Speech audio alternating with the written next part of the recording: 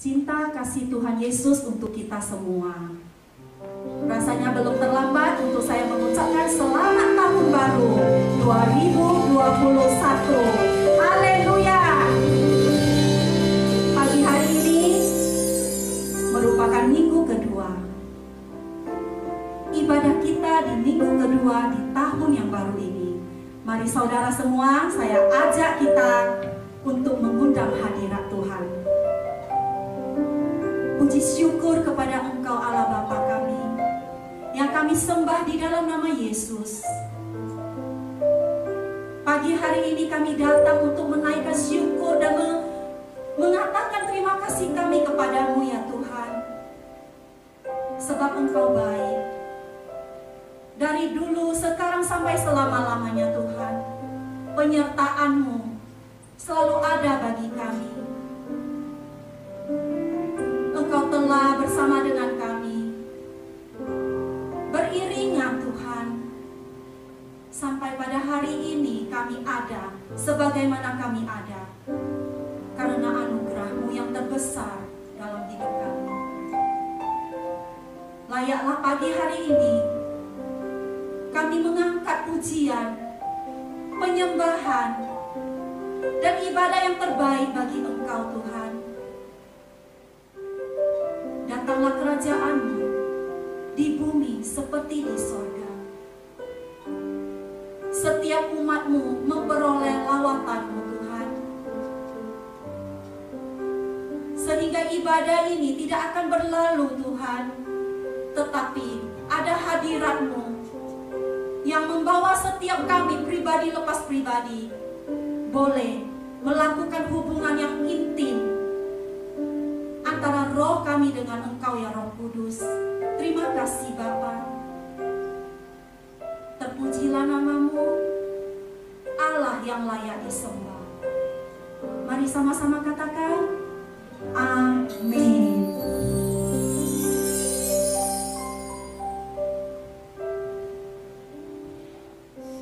Mari kita angkat pujian, sebab kami datang saat ini Tuhan, memang membawa pujian bagi Engkau. Bersama memuji-Mu Tuhan, satukan suara, satukan nyanyian, sorak-sorai kemenangan bagi Tuhan kita Yesus. Haleluya.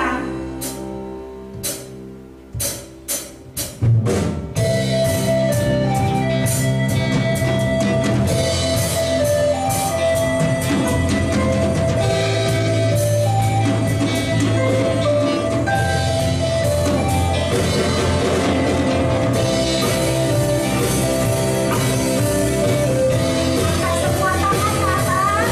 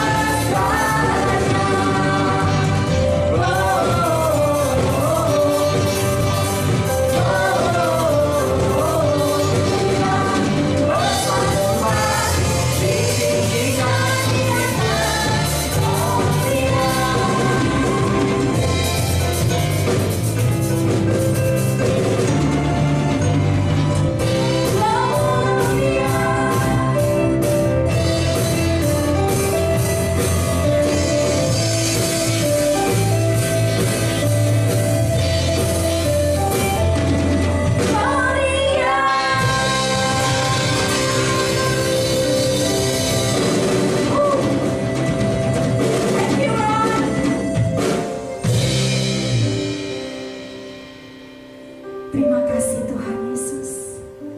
Glory hanya bagimu. Saat ini Bapa, kami mau menyembah Engkau. Sentuh hati kami Tuhan. Terima kasih Bapa.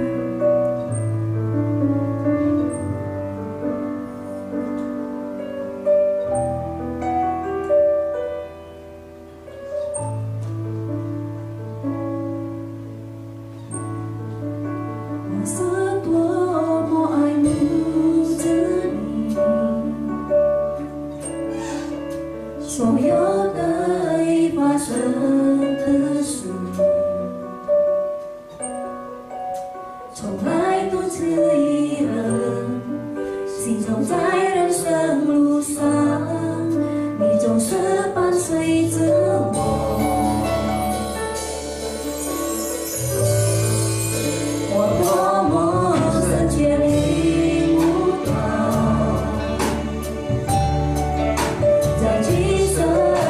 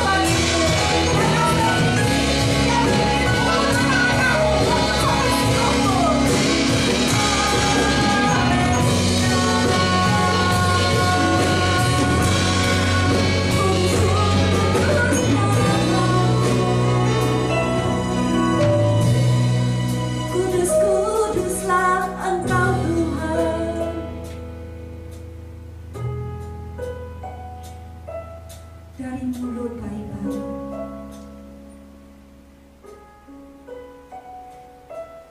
Muncul puji-pujian bagimu Tuhan.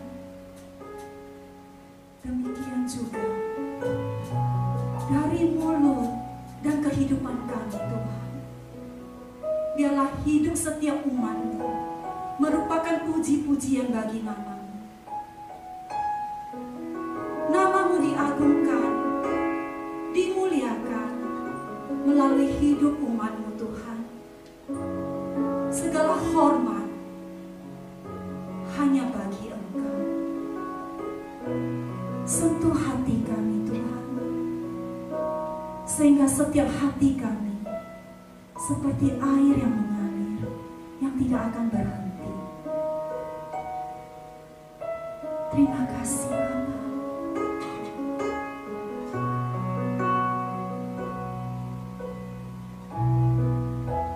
Terima kasih Tuhan Yesus. Sentuh hati kami. Saat ini kami berdiam. Sentuh hati kami Tuhan. Ubah hidup kami menjadi yang baru.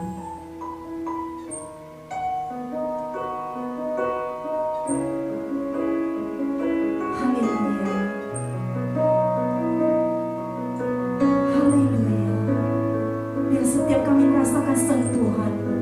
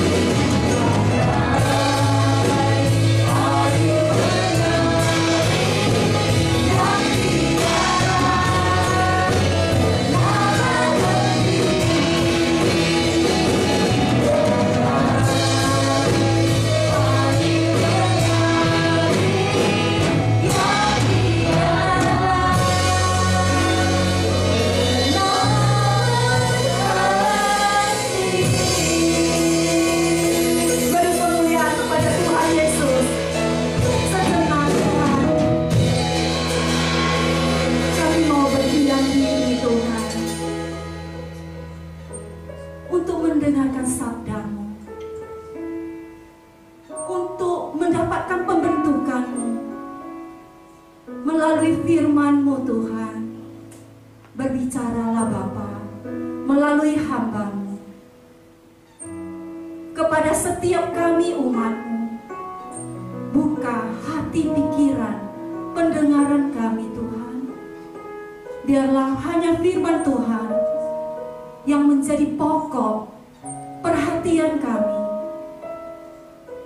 berbenihlah dan bertumbuhlah di dalam setiap hati pikiran kami, sehingga kami tidak hanya menjadi pendengar, tetapi kami merenungi dan kami menjadi pelaku firman Tuhan. Terima kasih Bapa. Kami serahkan waktu dan setiap kami hanya ke dalam kuasa-Mu, Allah Roh Kudus. Mari umat Tuhan sama-sama katakan amin.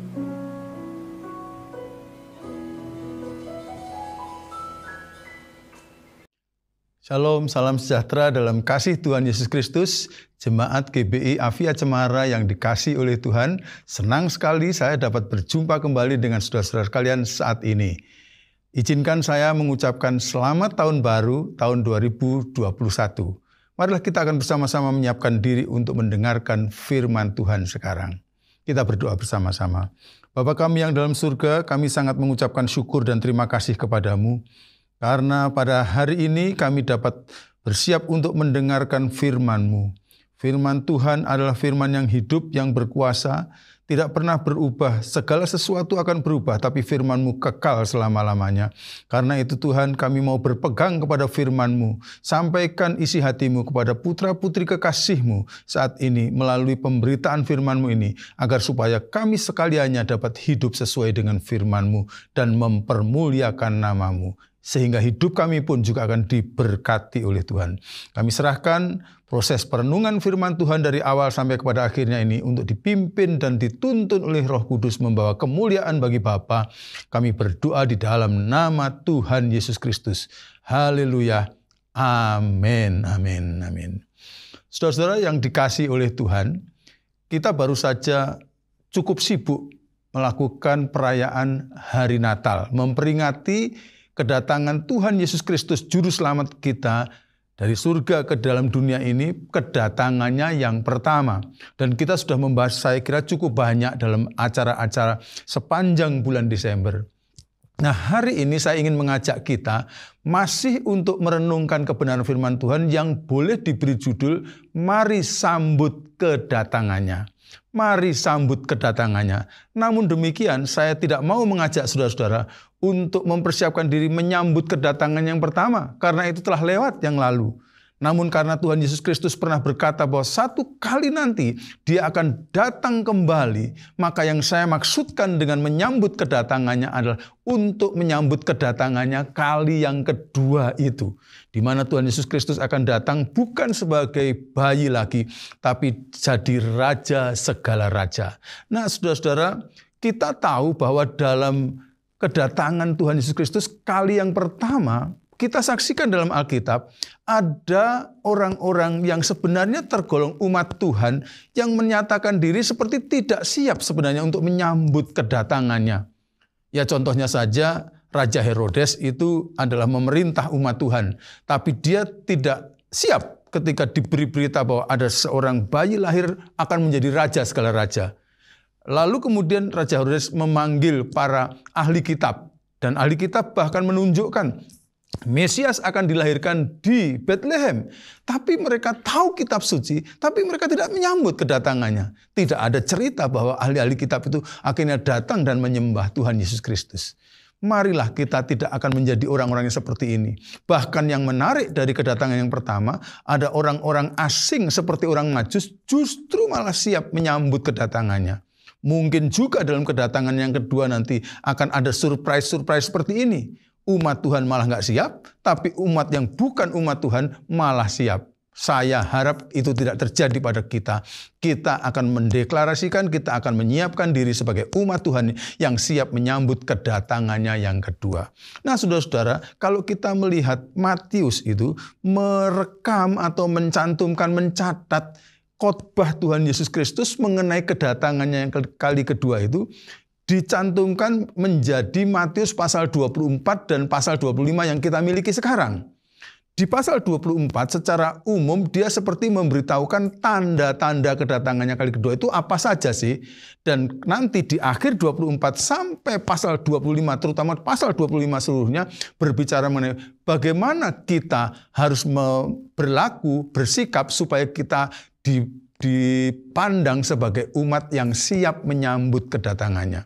Marilah kita coba melihat apa sih tanda-tanda kedatangannya. Dalam Matius pasal yang ke-24, mulai ayat yang ketiga, firman Tuhan mengatakan sebagai berikut. Ketika Yesus duduk di atas bukit Zaitun, datanglah murid-muridnya kepadanya untuk bercakap-cakap sendirian dengan dia. Kata mereka, katakanlah kepada kami, bila manakah atau kapankah itu akan terjadi dan apakah tanda kedatanganmu dan tanda kesudahan dunia? Jawab Yesus kepada mereka, waspadalah supaya jangan ada orang yang menyesatkan kamu. Sebab banyak orang akan datang dengan memakai namaku dan berkata, akulah Mesias, dan mereka akan menyesatkan banyak orang. Kamu akan mendengar deru perang atau kabar-kabar tentang perang. Peperangan di mana-mana ya saudara. Namun berawas-awaslah, jangan kamu gelisah. Sebab semuanya itu harus terjadi, tetapi itu belum kesudahannya. Ayat 7. Sebab bangsa akan bangkit melawan bangsa. Ada banyak peperangan. Dan kerajaan melawan kerajaan, akan ada kelaparan dan gempa bumi di berbagai tempat. Saudara, sekarang dicatat bahwa peperangan itu mengalami eskalasi, makin sering, makin banyak memakan biaya dan nyawa. Gempa bumi juga begitu, makin lama makin besar dan makin sering. Di sini ada kata akan ada kelaparan dan gempa bumi di berbagai tempat. Nah, Lukas, saudara-saudara, juga mencatat khotbah Tuhan Yesus ini dan dia menambahkan dengan tanda-tanda yang sebenarnya pasti diucapkan oleh Tuhan Yesus itu. Lukas pasal yang ke-21 mulai ayat yang ke-10 saya baca. Ia berkata kepada mereka, bangsa akan bangkit melawan bangsa dan kerajaan melawan kerajaan. Dan akan terjadi gempa bumi yang dahsyat di berbagai tempat. Akan ada penyakit sampar dan kelaparan. Nah, ini sebenarnya kalau kita mau bicara mengenai pandemi, ya, pandemi itu penyakit sampar ini.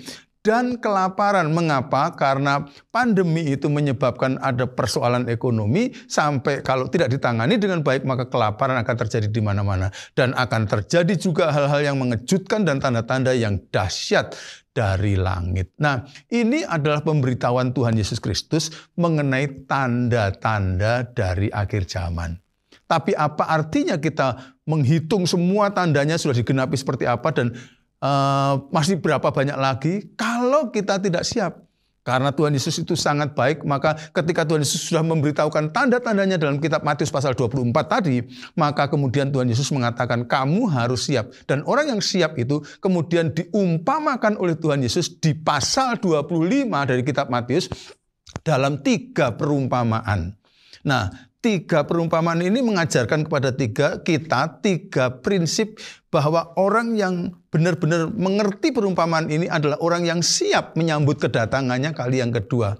Kita tahu ya saudara, dalam perumpamaan yang pertama itu dicatat dari kitab Matius pasal 25 ayat pertama sampai ayat yang ke-13. Dan nanti kita akan mempelajari daripadanya apa pesan yang terdapat dalam Matius 25 ayat 1 sampai 11. Coba kita baca lebih dahulu ayat-ayatnya ya, supaya kita bisa mempelajari apa ya, perumpamaan apa dan apa maksudnya. Demikian perumpamaan itu dinyatakan oleh Tuhan Yesus. Pada waktu itu hal kerajaan surga seumpama 10 gadis yang mengambil pelitanya dan pergi menyongsong mempelai laki-laki. Zaman dulu kalau ada pernikahan maka mempelai wanita pasti mempunyai pelita. Karena itu ini ilustrasi yang biasa bagi mereka.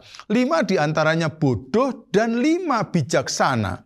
Nah, gadis-gadis yang bodoh itu membawa pelitanya tetapi tidak membawa minyak. Sedangkan gadis-gadis yang bijaksana itu membawa pelitanya dan juga minyak dalam buli-buli mereka. Persediaan atau persiapannya. Tetapi karena mempelai itu lama tidak datang-datang juga, maka mengantuklah mereka semua. Lalu semua tertidur juga. Waktu tengah malam terdengarlah suara orang berseru, mempelai datang, songsonglah dia. Gadis-gadis itu pun bangun semuanya, lalu membereskan pelita mereka. Gadis-gadis yang bodoh berkata kepada gadis-gadis yang bijaksana, berikanlah kami sedikit dari minyakmu itu, sebab pelita kami hampir padam. Tetapi gadis-gadis yang bijaksana itu mengatakan, tidak, nanti tidak cukup untuk kami dan untuk kamu. Lebih baik kamu pergi kepada penjual minyak dan beli di situ. Akan tetapi, waktu mereka sedang pergi untuk membelinya, datanglah mempelai itu dan mereka yang telah siap sedia masuk bersama-sama dengan dia ke ruang perjamuan, lalu pintu ditutup. Kemudian datang juga gadis-gadis yang lain itu dan berkata, Tuhan, Tuhan, bukakanlah kami pintu. Tetapi ia menjawab, aku berkata kepadamu, sesungguhnya aku tidak mengenal kamu. Karena itu, berjaga-jagalah, sebab kamu tidak tahu akan hari maupun akan saatnya. Nah, saudara-saudara sekalian yang dikasihi oleh Tuhan, dari kisah tentang gadis yang bodoh dan gadis bijaksana ini, sebenarnya kita bisa belajar apa sih? Pesan firman Tuhan mau katakan bahwa kalau kamu mau siap menanti kedatangannya, menyambut kedatangannya, maka ada 3 jangan dalam menyambut kedatangannya. Jangan yang pertama adalah berarti jangan bodoh. Gitu. Jangan menjadi seperti 5 gadis yang bodoh tapi jadilah 5 gadis yang bijaksana. Mari kita melihat perbedaannya apa. Saudara-saudara difirmankan tadi bahwa 5 ini punya pelita. Dan 5 ini pelitanya nyala. Kelompok 5 pertama, kelompok pelita kedua, dua-duanya nyala. Tapi yang beda adalah yang satu punya persediaan minyak di buli-buli, yang satu minyaknya hanya pada itu saja, pelitanya saja. Kenapa ini disebut bodoh 5 ini? Dan menariknya ya, kalau firman Tuhan katakan, apakah mereka tertidur? Semuanya tertidur, kata firman Tuhan tadi. Apakah kemudian mereka semua bangun? Semua bangun. Sama. Yang beda hanya persediaan minyak. Kenapa yang punya persediaan minyak itu kok dikatakan bijaksana? Karena tadi ayat firman Tuhan mengatakan bahwa sebenarnya mempelai laki-laki itu tidak pernah memberitahukan kapan dia datang. Nah, makanya yang 5 punya persediaan minyak itu disebut bijaksana karena hal itu. Karena tidak tahu kapan datangnya, maka mestinya kita menjadi bijaksana. Yaitu apa? Yaitu pada waktu minyak yang ada di pelita ini habis, maka kita harus siap sedia dong minyak cadangan. Karena tidak diberitahukan kok kapan datang waktunya. Nah, makanya itu bijaksana. Nah, ini berbicara mengenai apa? Siap. Artinya siap kan? Siap untuk pelitanya selalu menyala. Nah, ini sebenarnya berbicara mengenai apa? Pelita yang menyala dan tidak punya persediaan. Poinnya adalah yang satu sadar bahwa Tuhan itu datang kapan saja dan dia siap kapan saja Tuhannya datang. Tetapi yang satu kelompok lagi adalah tidak siap kalau Tuhannya datang kapan saja. Maunya datangnya adalah sesuai dengan perhitungan waktu mereka. Nah, ini sebenarnya dijelaskan oleh Tuhan Yesus, direkam oleh Matius di dalam pasal yang ke-24. Dengan sebuah perumpamaan. Ya, perumpamaan itu mengumpamakan seorang raja yang sedang mau pergi ke tempat yang jauh. Lalu dikatakan ada hamba-hamba dari raja ini yang siap untuk menyambut kedatangannya. Karena raja mengatakan, aku akan datang kapan saja, tidak diberitahukan waktunya. Tetapi ada yang boleh dibilang seperti gadis yang bodoh tadi. Di sini hamba-hamba itu yang bodoh disebut oleh Tuhan juga hamba yang jahat. Di ayat Matius pasal 24 ayat 48 saya mulai baca. Akan tetapi apabila hamba itu jahat dan berkata dalam hatinya, Tuanku tidak datang-datang. Lalu ia mulai memukul hamba-hamba lain. Pertama, memukul hamba-hamba lain. Dan yang kedua adalah makan minum bersama-sama dengan pemabuk-pemabuk. Ayat 50 mengatakan, maka Tuhan hamba itu akan datang pada hari yang tidak disangkakannya dan pada saat yang tidak diketahuinya dan akan membunuh dia dan membuat dia senasib dengan orang-orang munafik. Di sanalah akan terdapat ratapan dan kertakan gigi. Jadi ini hamba yang tidak siap ini ternyata melakukan kegiatan memukul hamba-hamba lain dan mabuk-mabuk. Berarti berbuat jahat. Makanya tadi katakan jahat. Nah, kalau begitu paralel dengan ayat yang pertama sampai 13 dalam pasal 25 tadi, gadis-gadis yang bodoh itu tidak siap karena berbuat kejahatan kalau dilihat dari ayat-ayat ini. Berbuat kejahatan yaitu memukul hamba-hamba lain. Atau mungkin tidak kejahatan, tapi adalah dosa. Mabuk-mabukan itu kan tidak menjahati orang, tapi dosa. Nah, berarti orang yang tidak siap menyambut kedatangannya yang digolongkan bodoh adalah hidup dalam dosa dan kejahatan. Nah, kadang-kadang orang berpikir, Tuhan kok nggak datang-datang? Udah saya jahat-jahat dulu. Nanti pada waktu Tuhan mau datang, saya bertobat. Persoalannya tidak diketahui kapan Tuhan datang. Itu loh maksudnya. Jadi berarti pesan dari perumpamaan pertama ini, kita harus selalu hidup benar di hadapan Tuhan. Gadis yang bijaksana itu dengan kata lain menunjukkan bahwa dia selalu siap kapan saja tuannya datang. Kalau dibaca dari pasal 24 ayat terakhir, berarti gadis ini tidak pernah berbuat jahat dan tidak pernah berbuat dosa.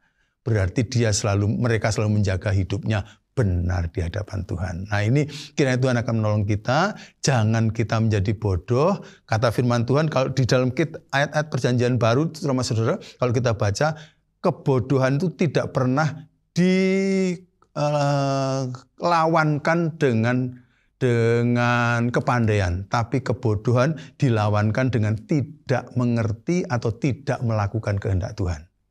Dengan kata lain, siapa yang siap menurut perumpamaan yang pertama adalah orang-orang percaya yang tidak pernah mau berbuat jahat, tidak pernah mau berbuat dosa, belum tentu jahat tapi pokoknya dosa melanggar firman Tuhan. Dan dia juga adalah orang-orang yang selalu mengerti dan melakukan kehendak Tuhan. Kiranya kita menjadi gadis-gadis yang bijaksana, jangan bodoh. Nah, perumpamaan kedua memberikan ilustrasi juga. Itu ditulis dalam kitab Matius pasal yang ke-14 sampai pasal 25 ayat 14 sampai 30. Saya kira perumpamaan ini sudah terlalu terkenal sehingga saya tidak mau membacanya. Tapi ini adalah perumpamaan tentang talenta. Kita tahu bahwa raja itu pergi dan membagikan talenta-talenta kepada hamba-hambanya. Kebetulan hambanya di situ diwakilkan dengan 3 hamba. Yang satu diberi 5 talenta, yang kedua diberi 2 talenta, yang ketiga diberi 1 talenta. Yang 5, waktu tuannya balik ternyata bisa dikembalikan 10 talenta. Berarti 100% kembalinya. Menjadi 200%-nya jumlahnya. Lalu yang 2 menjadi 4. Jadi yang 1 ini sebenarnya kalau mau 100% juga cuma mau mengembalikan 2 saja. Tapi kenapa hamba ini tidak mau? Karena dia berpikir, kata firman Tuhan, bahwa tuannya itu adalah jahat. Tuannya itu suka memungut buah tanaman yang tidak dia tanam. Dia tidak adalah tuan yang seperti itu, sehingga akhirnya karena berpikir begitu maka lebih baik talentanya disimpan saja. Nah, tapi tuannya itu waktu datang marah luar biasa dengan hamba yang ketiga ini yang dapat 1 talenta. Padahal tuan ini adalah Tuhan yang baik. Kenapa? Firman Tuhan mengatakan dia memberikan talenta berdasarkan kesanggupannya dari setiap hamba ini. Kalau yang sanggupannya 1 itu dikasih 2 atau 5, dia akan nggak sanggup untuk melipat kali gandakan. Karena dia kesanggupannya 1, ya cuma dikasih 1. Tapi kemudian rupanya cirinya ada dalam teguran dari si tuan itu, si raja itu. Tuannya mengatakan kepada hamba pertama dan hamba kedua, hambaku yang setia. Tapi yang ketiga ini, hamba itu dianggap hambaku yang malas dan jahat. Karena dia berpikir jahat dan malas, biasanya repot ini ya. Kalau orang malas itu suka cenderungnya nanti menjadi jahat. Orang jahat itu suka orang malas. Jadi ini memang hati-hati ya saudara. Kalau kita menjadi pemalas, ya akhirnya kita cenderung untuk menjadi jahat. Akhirnya dia sembunyikan dan akhirnya dia tidak sanggup melipat gandakan talentanya. Tuhan marah luar biasa. Ini berbicara mengenai apa sih?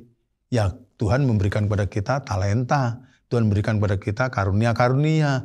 Tuhan memberikan kepada kita bakat-bakat untuk melayani orang lain, untuk melayani Tuhan. Marilah kita akan melakukan kehidupan kita, jangan malas, tapi mau rajin menggunakan talenta itu. Talenta itu tidak sedang berbicara mengenai apa yang kita lakukan dalam pertemuan ibadah yang kira-kira 1 jam atau 2 jam setiap minggu ini. Talenta itu diberikan oleh Tuhan kepada kita untuk kita lakukan setiap hari dalam kehidupan kita. Mungkin kita menjadi pemimpin, mungkin kita menjadi pelayan, mungkin kita menjadi orang yang jualan, mungkin kita menjadi dokter, mungkin kita menjadi guru, mungkin kita jadi militer, apapun itu. Mari kita layani Tuhan dan layani orang lain setiap hari dengan rajin. Kalau saudara banyak membaca firman Tuhan, saudara menemukan bahwa kalau orang tidak sanggup, tidak terampil, biasanya Tuhan itu tidak pernah putus asa. Gak apa-apa, nanti akan saya beri keterampilan, artinya akan saya beri talenta. Ya, tetapi kalau orang tidak mau, bukan tidak mampu, tapi tidak mau melakukan. Nah itu yang repot. Tuhan tidak bisa lakukan apa-apa. Karena itu marilah kita mau bekerja dan kita menjadi rajin bekerja. Jangan malas. Sejauh kita masih dapat bergerak, sejauh kita masih dapat melayani, layanilah dengan apa saja yang Tuhan berikan pada kita. Sampai Sang Raja itu datang, maka kita akan mendapatkan kata-kata yang sangat membahagiakan itu. Dalam terjemahan lama dikatakan, sabaslah ya hambaku yang baik dan setiawan. Mari masuk ke dalam perhentian Tuanku. Yang pertama tadi, perumpamaan gadis mengatakan jangan bodoh, tapi mengertilah kehendak Tuhan. Jangan menjadi orang yang jahat dan jangan menjadi orang yang berdosa. Yang kedua, perumpamaan tentang talenta. Kita jangan jadi orang yang malas, tapi pergunakan terus talenta itu dalam kehidupan kita sehari-hari dalam melayani Tuhan dan melayani sesama. Lalu ada perumpamaan yang ketiga yang terdapat dalam Matius 25 ayat 31 sampai 46.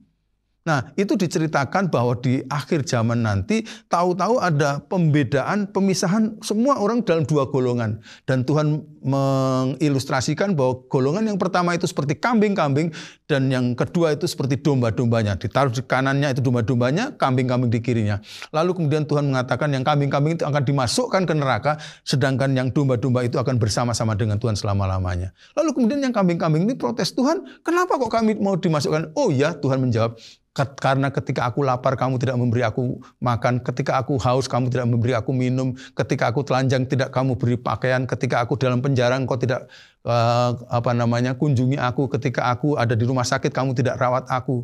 Lalu mereka bertanya, oh Tuhan, kapan kami melihat Tuhan begitu? Apapun juga, kata Tuhan, yang tidak kamu lakukan untuk saudaraku yang paling hina ini, kamu tidak lakukan untuk aku.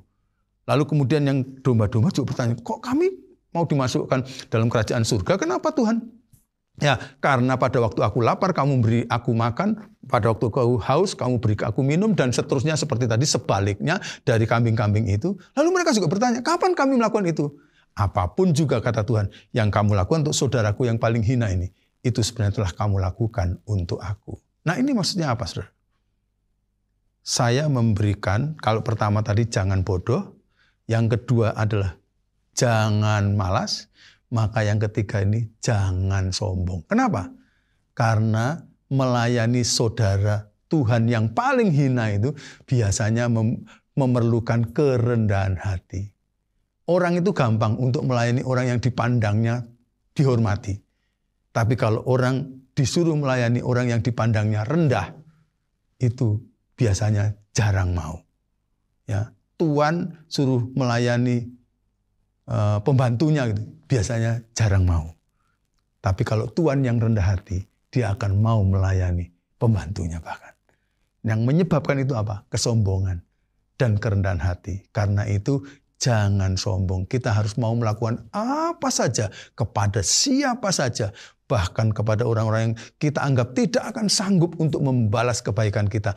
Kita lakukan itu kepada mereka. Maka nanti itu urusannya ada pada Tuhan yang akan membalaskan semua kebaikan kita kepada kita sendiri. Kiranya kita akan menjadi umat Tuhan yang siap menyambut kedatangannya. Jangan pernah malas.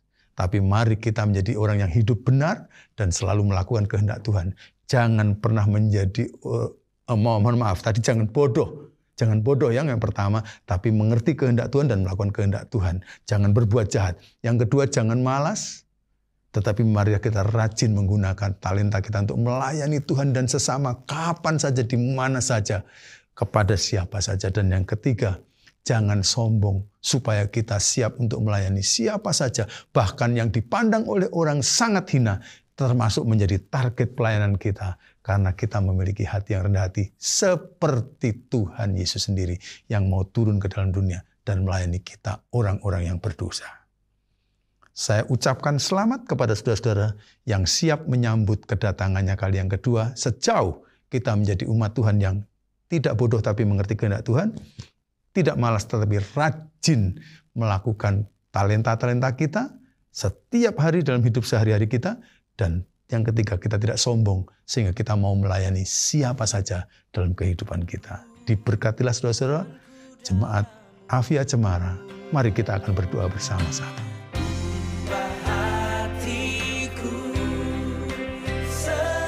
Bapa, sungguh kami sangat bersyukur kepadamu karena Engkau sangat baik hati sehingga memberikan kepada kami tanda-tanda mengenai kedatangan-Mu kali yang kedua. Kami tahu ya Tuhan, selama zaman terus berjalan ini kami melihat tanda-tanda-Mu semakin digenapi dan bahkan semakin banyak yang sudah digenapi. Perlu kami siap untuk menyambut kedatangan-Mu. Karena itu tolonglah kami supaya kami akan menjadi anak-anak-Mu yang tidak bodoh, tapi kami mengerti kehendak Tuhan dan melaksanakan kehendak-Mu itu. Sehingga kami bukan orang-orang yang pernah berbuat jahat atau berbuat dosa, tapi menjaga hidup kami benar terus karena kami tidak tahu kapan Engkau datang, sehingga pada waktu Engkau datang, didapatilah kami dalam keadaan berbuat dalam keadaan benar. Tuhan, jadikan kami juga bukan anak-anak-Mu yang malas, tapi anak-anak-Mu rajin. Karena Engkau telah memberikan kepada kami talenta, supaya kami akan mempergunakan talenta-talenta hidup kami untuk melayani Engkau dan melayani sesama, untuk hormat dan kemuliaan-Mu.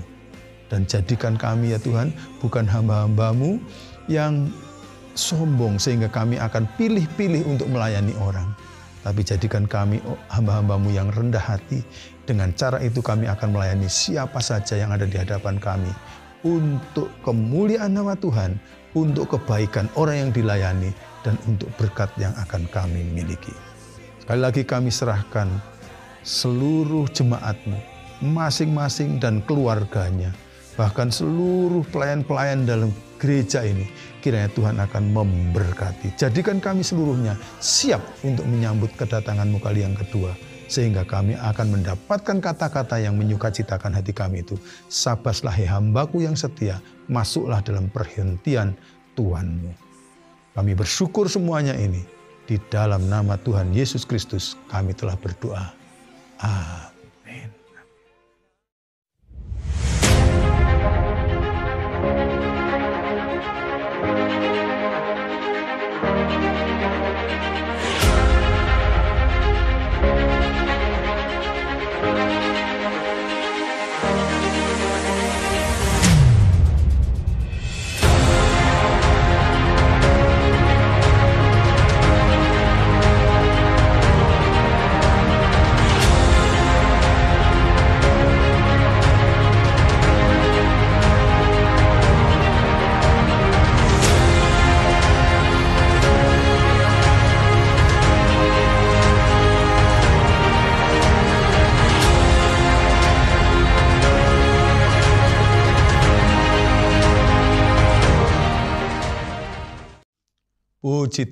Puji Tuhan. Akhirnya kita sampai di penghujung acara ibadah kita. Karena itu marilah kita akan segera mengakhiri ibadah ini untuk bersama-sama berdoa. Saya mengundang saudara-saudara sekalian untuk bangkit berdiri. Kita akan berdoa bersama-sama. Kita akan naikkan doa syafaat, lalu kita akan menerima doa berkat dari Tuhan. Mari kita akan berdoa. Bapa kami yang di surga, kami sangat mengucap syukur dan terima kasih kepadamu karena Engkau telah memberkati kami di tahun yang baru ini. Pada hari ini kami dapat beribadah bersama-sama dan kami telah menerima berkat-Mu dalam ibadah ini.